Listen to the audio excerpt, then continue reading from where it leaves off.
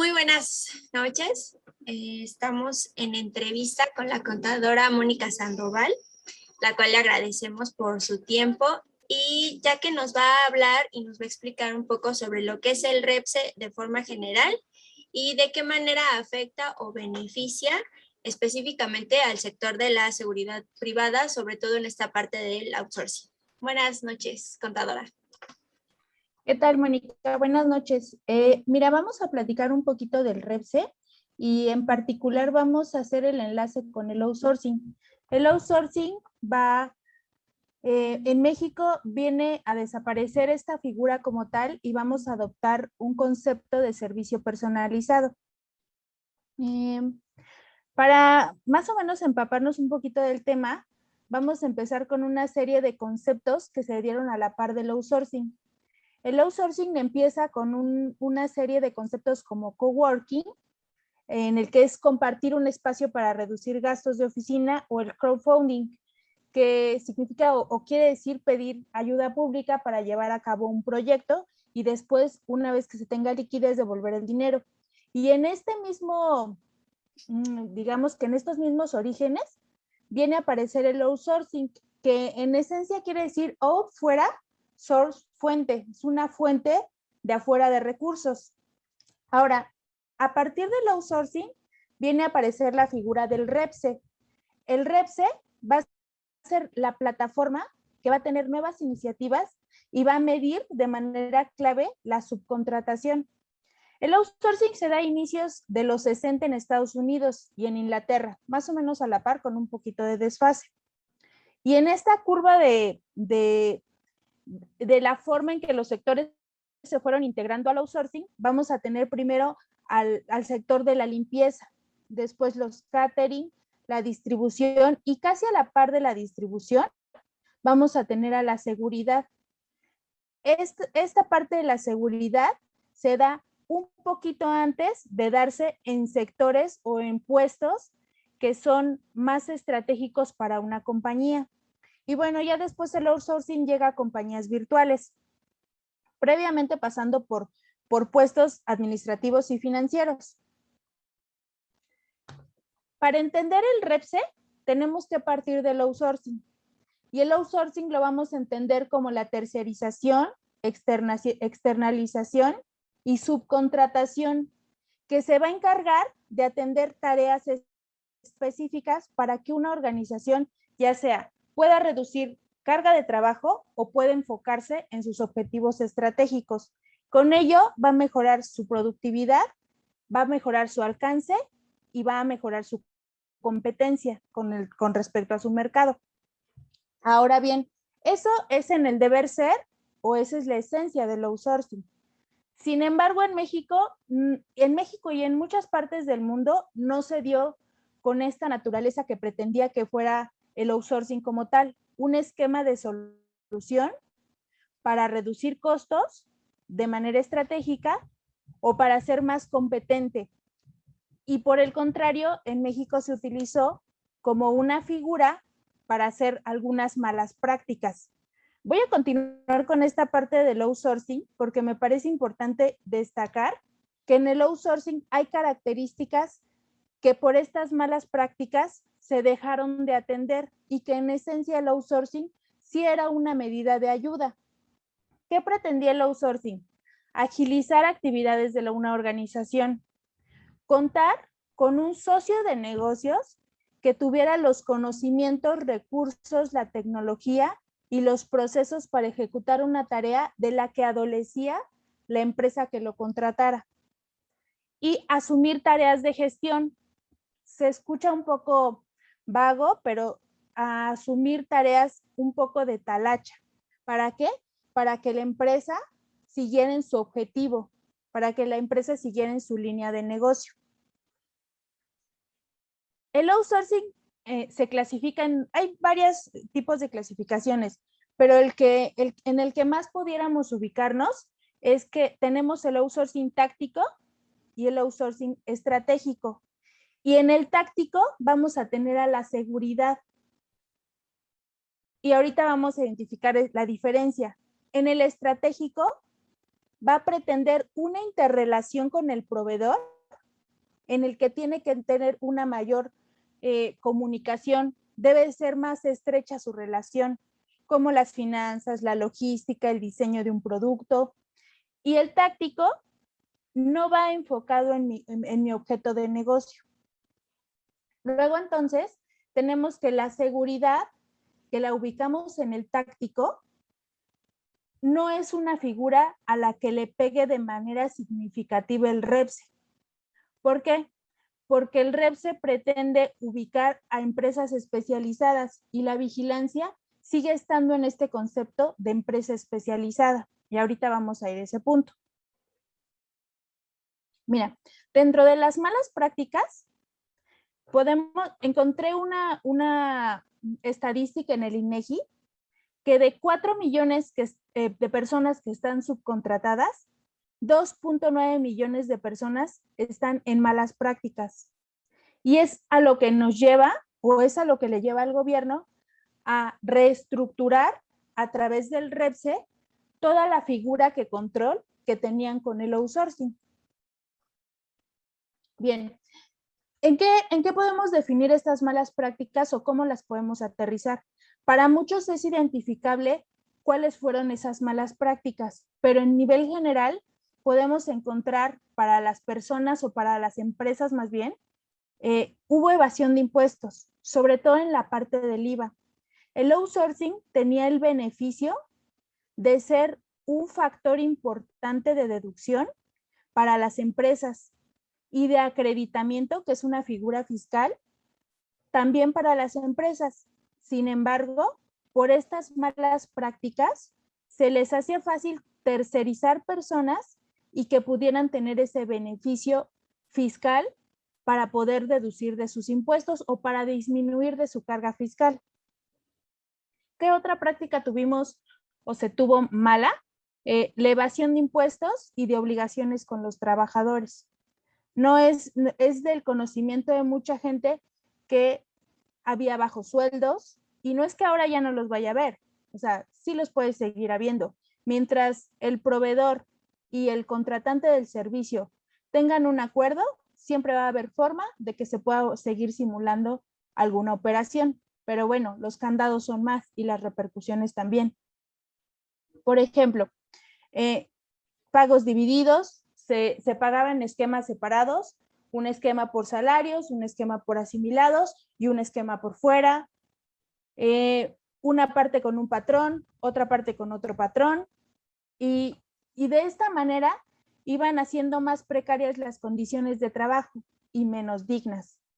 El servicio de outsourcing se comercializaba de tal manera que nos quitábamos de la esencia, que era disminuir costos, aportar a la estrategia para sumar al objetivo del negocio, sino se empezó a ver como una forma para disminuir impuestos, para disminuir carga fiscal, para disminuir carga social, para disminuir carga patronal. Y de esta manera, las empresas lo vieron más como una planeación fiscal y perdieron la esencia de lo que realmente era el outsourcing. El outsourcing nunca significó quitar prestaciones, disminuir salarios o precarizar una condición de trabajo. También había desigualdad en términos de remuneración económica, porque un trabajador que tenía las mismas habilidades, que estaba tercerizado, pagaba, más bien, cobraba muchísimo menos dinero que uno que sí tenía o estaba directamente contratado con la empresa. Entonces, teniendo las mismas habilidades, no se trataba de las habilidades. Aún así, no se trata de las habilidades, pero sí se trata de la empresa en la que trabaje, qué tan comprometido esté con los trabajadores y qué tan comprometido esté con alinearse a la normatividad vigente.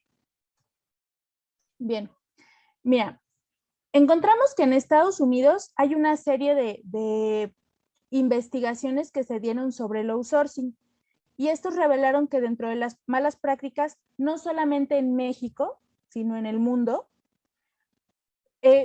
encontramos que tenemos subcontratación de servicios de limpieza y seguridad, lo que conducía a salarios bajos y provocaba una desigualdad de ingresos. Lo que comentábamos hace ratito en México también está reflejado hacia otros lados del mundo y particulariza los outsourcing de limpieza y los outsourcing de seguridad. Bien, ahora vamos a entrar o vamos a aterrizar la parte del REPSE. ¿Qué es el REPSE?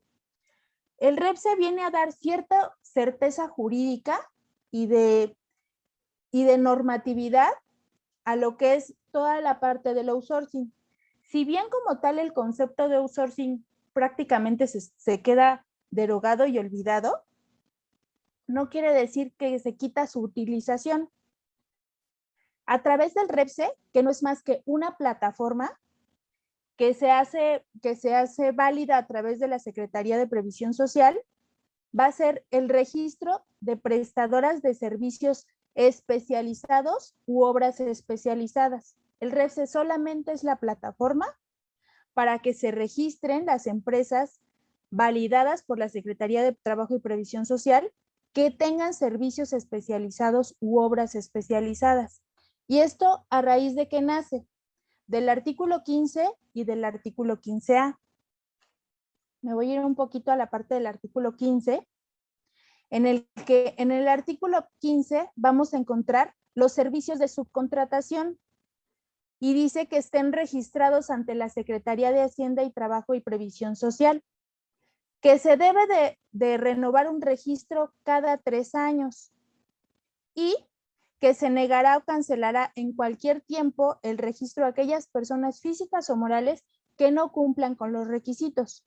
Hasta aquí seguíamos encontrando la figura de outsourcing como tal, porque el artículo 15 nos menciona servicios de subcontratación. Pero el artículo 15A es más preciso. Vino a precisar algunas lagunas que quedaban con el artículo 15.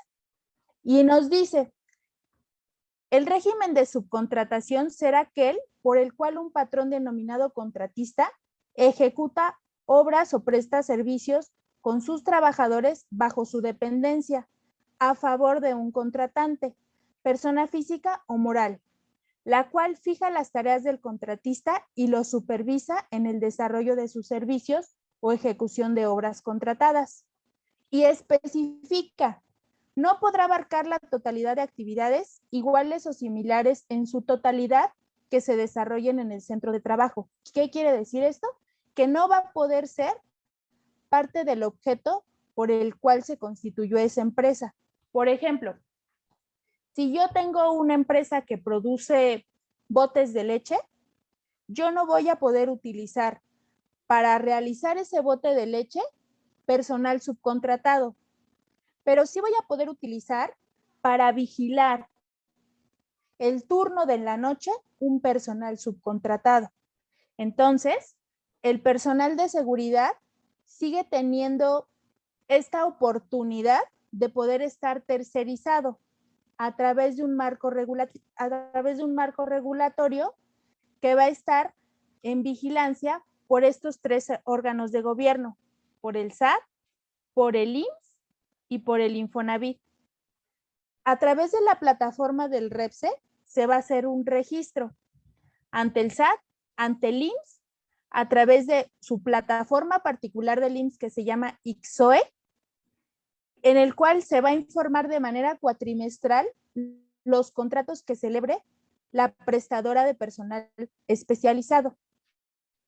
Y a través de Infonavit se va a hacer a través del SISUB, que igual va a subir los contratos vigentes de manera cuatrimestral que tenga tercerizados. Para cumplir todo esto, se necesita estar en opiniones positivas con el SAT, con el IMSS y con el Infonavit. ¿Qué es lo que pasaba? Yo pago mis impuestos, pero no pago mi IMSS completo, pero no pago mi Infonavit completo. Entonces, yo podía, porque antes era requisito solamente presentar el pago de IMSS y el pago del SAT. Hoy no, hoy se agrega el tener una opinión positiva. No es solamente que me presentes el impuesto, es que estés sano ante estas tres instituciones. Quiere decir que si antes no me alcanzaba para pagar estas tres figuras y que iba el trabajador a cualquiera de estas dos instituciones, IMSS e Infonavit, por algún crédito de Infonavit o por algún tema de pensión en el que no sabían si el patrón pagaba o no pagaba esas cuotas, hoy día, para que la empresa, que su objeto de negocio es tercerizar personal, tiene que estar en positivo con estas tres instituciones. Lo cual, bueno, hasta cierto punto es un beneficio porque ya hay la certeza de que los patrones no van a dejar de pagar estas tres figuras. Aunque de manera particular al trabajador no le repercute tanto el SAT de manera inmediata, como lo puede ser con el IMSS porque le afecta en la parte de su pensión, o como le puede ser en el Infonavit por pretender algún crédito hipotecario, sí tiene que estar en concordancia estas tres instituciones, y eso obliga a quienes van a pretender vender estos servicios que tengan que estar regulares ante estas tres instituciones, porque se daba el caso de quienes no pagaban, o por ejemplo, no pagaban sus impuestos, pero sí pagaban IMSS, pero sí pagaban Infonavit, o sea, o pagaban uno o pagaban el otro. Hoy no, hoy tienen que estar en sintonía. Sí es cierto que se pueden hacer uso de varias figuras de las cuales pueda un poquito darle la vuelta a esta situación. Sin embargo, eso no quiere decir que no va a ser más carga para quienes pretendan esta línea de negocios. Y entrando específicamente en la parte de seguridad, la seguridad tiene la plusvalía de que siempre han sido un objeto tercerizado, siempre han estado en un outsourcing táctico, no han estado dentro del objeto de negocio de las empresas.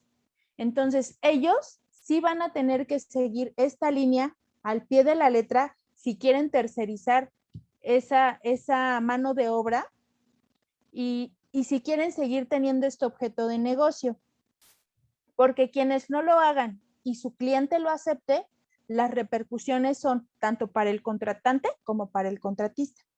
Y hoy en día, pues difícilmente alguien va a querer tirar su dinero a la basura por una deducción que no va a ser válida.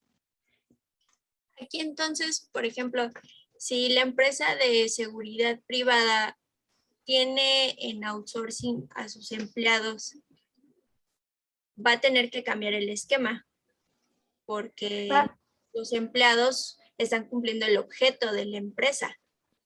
¿Es correcto? Va a tener que agregar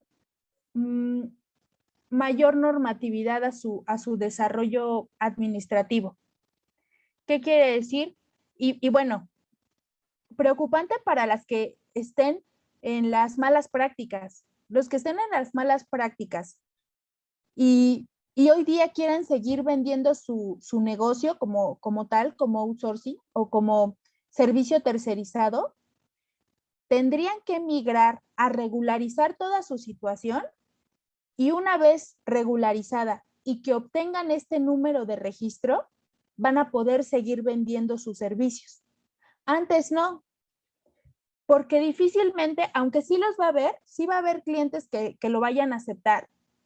Difícilmente yo voy a dejar de deducir, por decir un ejemplo, 100,000 pesos y que no tengan un fin de deducción para mí cliente. Yo cliente, si voy a contratar a una persona que no esté en este esquema, yo ya sé que esos 100,000 pesos que yo voy a invertir no los voy a poder hacer deducible porque no cubro con estas características. Entonces, esto obliga a que las empresas de subcontratación que tengan personal de seguridad se tengan que regular si no están reguladas para poder seguir vendiendo su servicio. Y también obliga a ponerse al día. Si Juan Pérez va a pedir un crédito Infonavit y resulta que el patrón no ha pagado desde 2013 para acá, entonces él no tendría los puntos, los dineros para poder ejercer un crédito. y el REPSE le va a obligar a que para que le den el registro, la compañía se tiene que poner al corriente. En varios foros he visto como una serie de preguntas entre colegas que mencionan, fui a pedir mi registro del REPSE y resulta que tengo adeudos desde 2015 y ni sabía. Ah, bueno, tal vez no estaba en tu cancha saber, pero sí está en nuestra cancha haber pedido opiniones positivas y saber si tenemos adeudos. Entonces, ahora las personas que dejaron de pagar se están poniendo al corriente con multas y con recargos y con actualizaciones, porque esa es otra figura que también carga el fisco. Entonces, para las que están en las malas prácticas, sería regularizarse.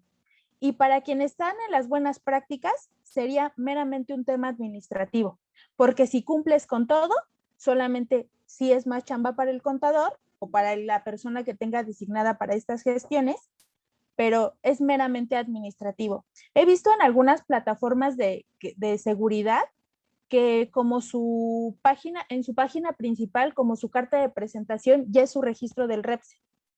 Entonces, seguramente esas empresas estaban como por la derecha y su registro fue meramente administrativo y ya lo tienen y es ahora su carta de presentación para seguir vendiendo su negocio.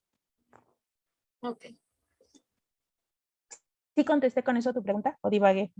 gracias. Ok, bueno.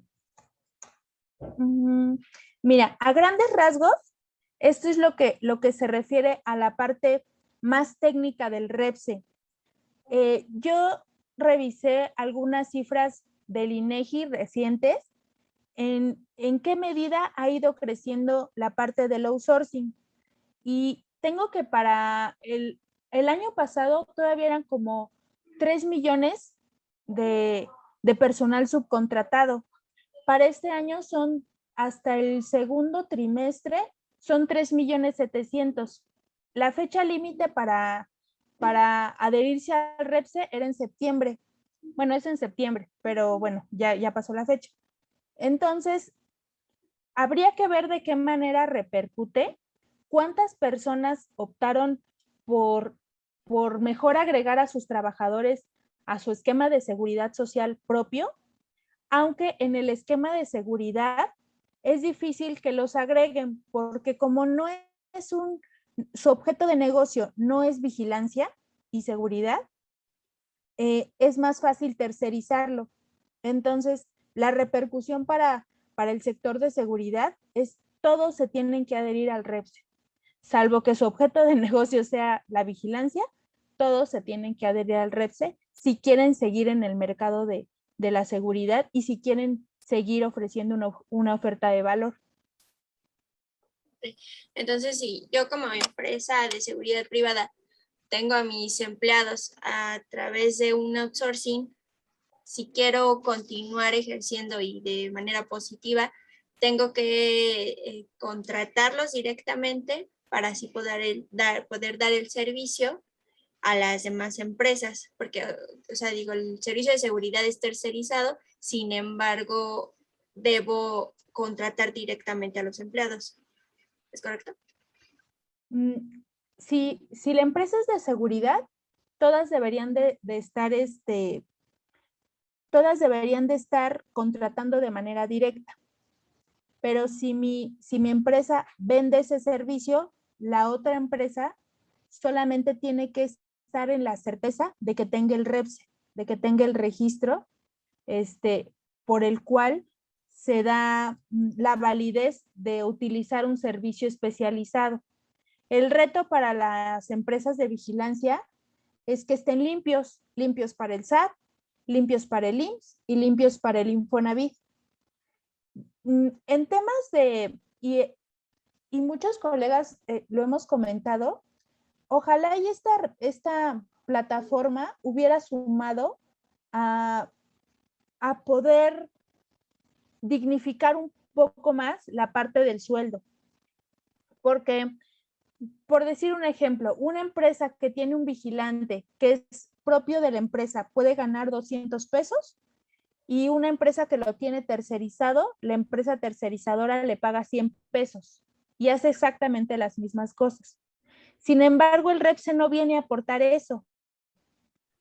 Está más enfocado, tristemente, a un tema de fiscalización del SAT, porque no hay forma de igualar si está directamente contratado o si no está directamente contratado o si está tercerizado. Entonces, en esa parte, el REPSE no viene a subsanar esa dignificación de salario por habilidades similares o prácticamente iguales.